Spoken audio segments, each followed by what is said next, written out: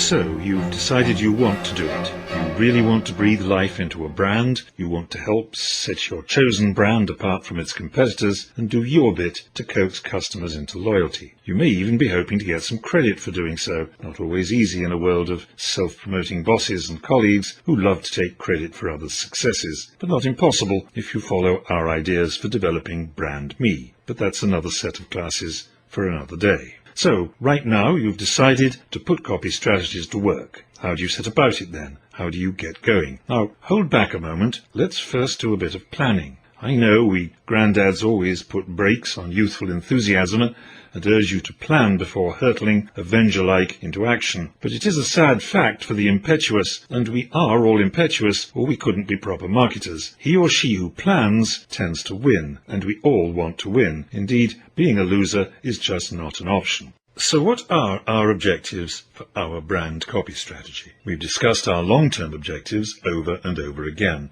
To coax customers, each and every customer, into loyalty to our brand. That's the end goal, the outcome. But that isn't going to happen overnight. Few customers are already loyal. You can count on that. When you think of loyalty, you should think of a ladder. Brand loyalty sits at the top of the ladder. Lack of brand awareness sits at the bottom. There are many rungs on the ladder, and to complicate matters, your customers are all sitting peacefully on different steps. In this scenario, our objectives pretty much write themselves: to take each group of customers from the step they're on now to the next step up the loyalty ladder. So what are these steps on the ladder to brand loyalty? In our next class, we look in some detail at two ways of mapping the steps to brand loyalty. The best and most practical is DAGMAR, acronym for Defined Advertising Goals for Measured Advertising Response. It maps a journey from the lowest rung, no brand awareness, where hopefully a few of your customers sit at the moment, in stages up to the top rung of brand loyalty. Visiting on the way, brand awareness, brand knowledge, brand attitude, purchase intention, and satisfaction. To use it makes an educated guess